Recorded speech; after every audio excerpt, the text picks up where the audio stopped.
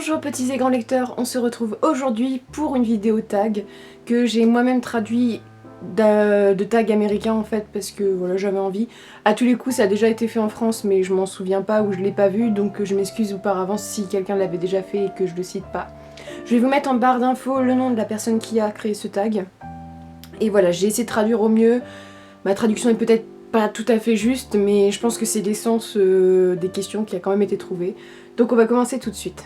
Donc ce tag est ma Unpopular Opinion Book tag, oui mes opinions impopulaires à propos d'un livre.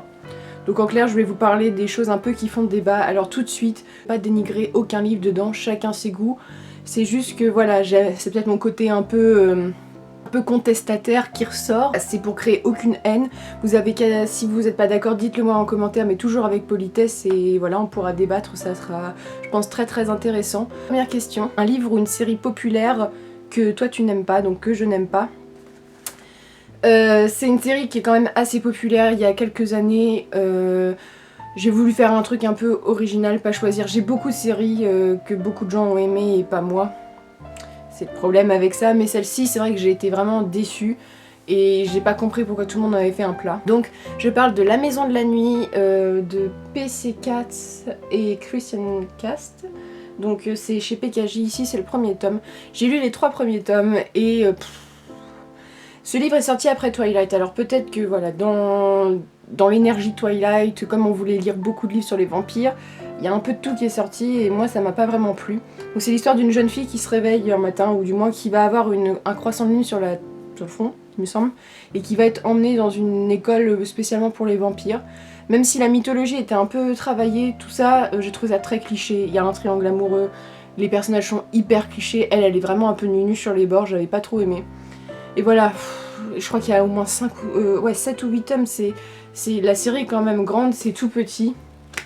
Et ouais, j'avais pas du tout apprécié. Et voilà, j'avais lu les 3 premiers tomes pour faire un peu une idée de ce que ça serait, parce que tout le monde m'en parlait en bien, et moi j'ai trouvé ça, voilà, bof. Et franchement, je vous la conseille pas. La question suivante, la question 2, c'est un livre que tout le monde semble détester, sauf toi. Alors c'est pas un livre que tout le monde déteste, c'est un livre que personne ne prend la peine de lire. Et je crois que c'est ça le plus triste. Un livre qui a connu une adaptation télévisée. Voilà, c'est une série extrêmement populaire et voilà, beaucoup de gens regardent la série, ne prennent pas le temps de lire le livre et même certains osent dire que le livre est chiant et moi je suis pas du tout d'accord. Donc je parle de Game of Thrones, donc ici c'est le dernier tome en français, l'intégrale 5. C'est publié chez J'ai lu et c'est de George R.R. Martin. C'est une de mes séries que j'aime le plus au monde. Je veux bien comprendre que le tome 1 est difficile à lire parce qu'il y a énormément de personnages, mais du moment qu'on regarde la série, ça va tout seul après. Et je comprends pas les gens qui disent que c'est chiant parce que la série est quand même basée là-dessus et c'est des gens qui aiment la série. C'est des gens qui disent toujours oui, le livre est mieux que le film en général.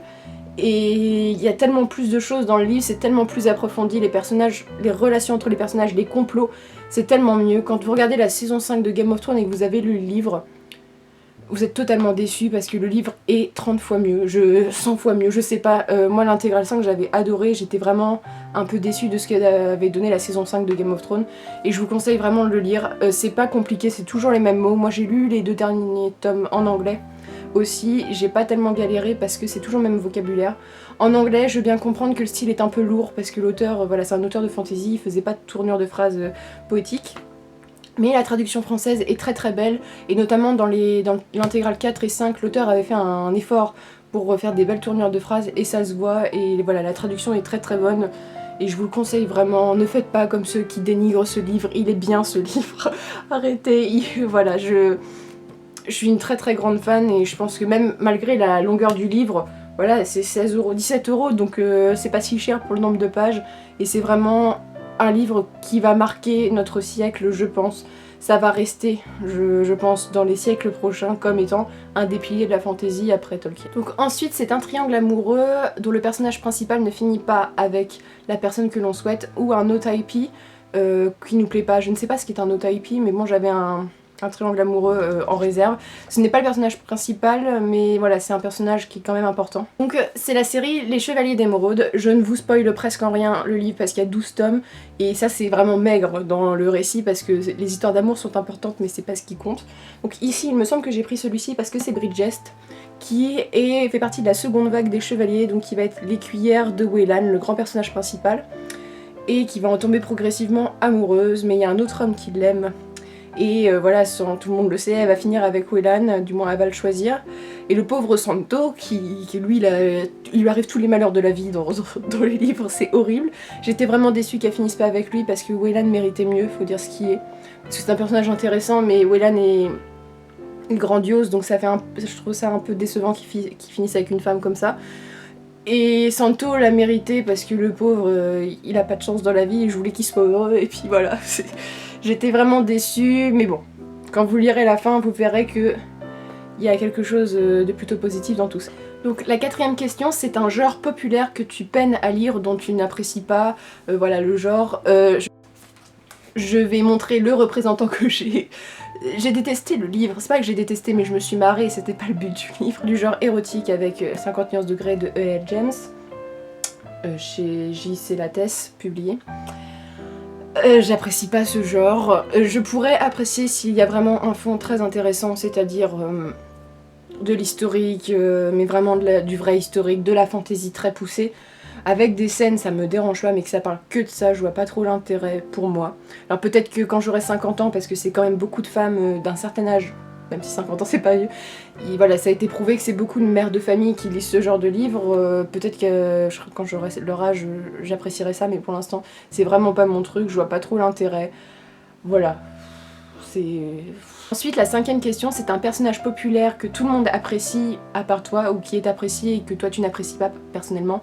C'est un personnage populaire, je vais vous montrer un livre, mais ça fait partie d'un mythe, donc tous les livres que je lis à propos de ce mythe-là, à chaque fois je n'aime pas ce personnage. Ici je vous présente Les Dames du Lac de Marion Zimmer Bradley, donc c'est vraiment le cycle arthurien que j'adore, voilà, du point de vue des femmes.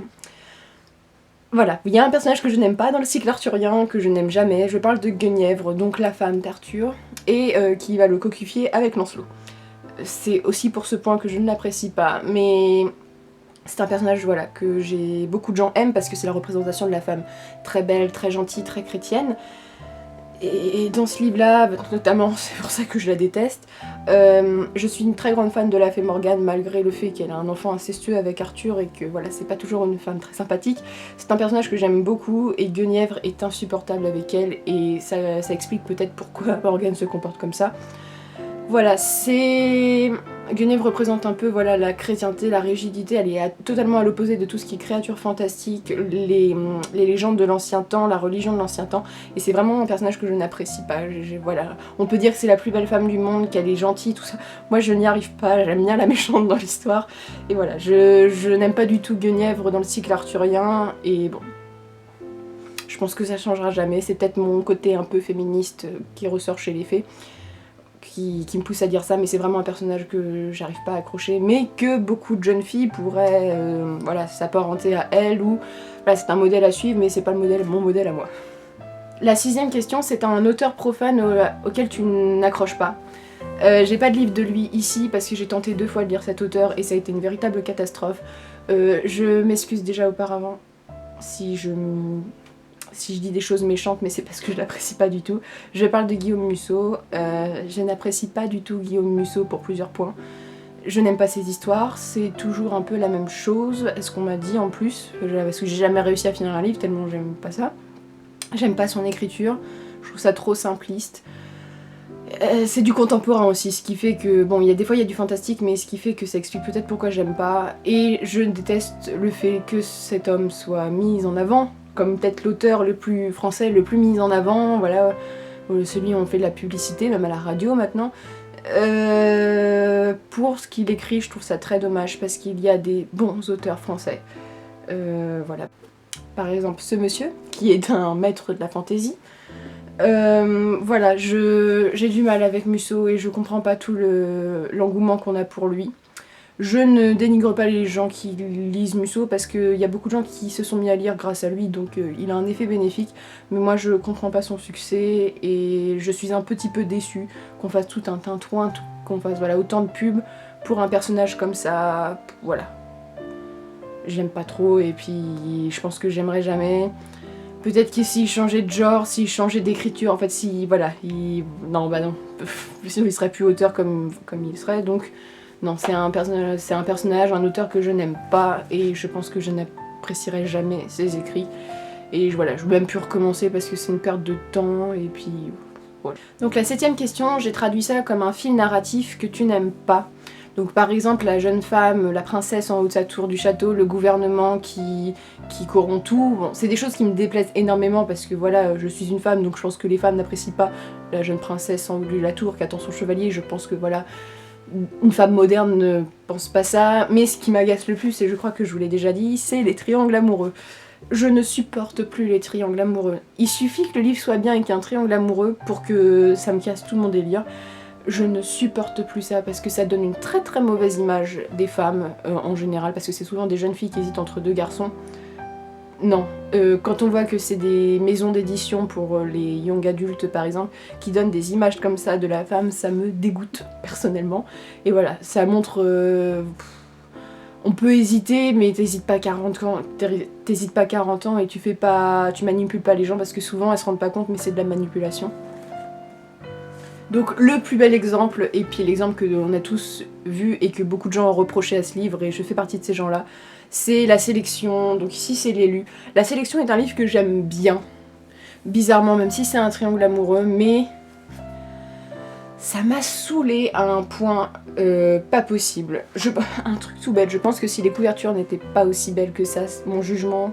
Même si je suis forcément influencée par la couverture, c'est dans ma nature, je pense que c'est dans la nature de beaucoup de lecteurs. Et non, c'est pas possible, je n'aime pas, voilà, j'aime pas les triangles amoureux. La sélection, America finit avec quelqu'un, c'est la personne que je voulais pas avec qui elle finisse, parce que j'apprécie pas non plus trop ce personnage.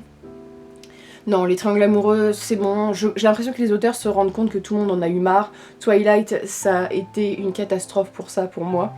C'est-à-dire que j'ai bien aimé le premier tome, le deuxième, mais après je me suis dit c'est quoi ce bordel, j'en ai marre.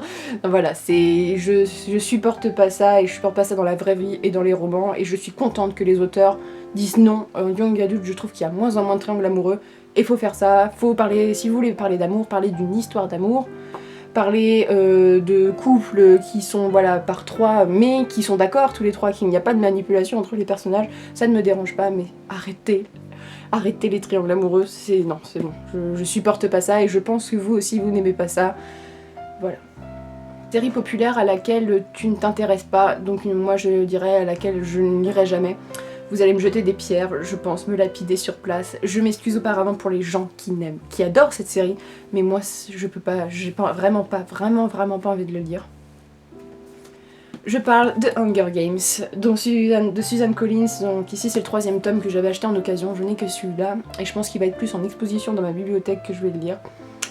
Pour plusieurs points. C'est une histoire que j'aime bien, les films je les aime bien, mais je n'aime pas Pita.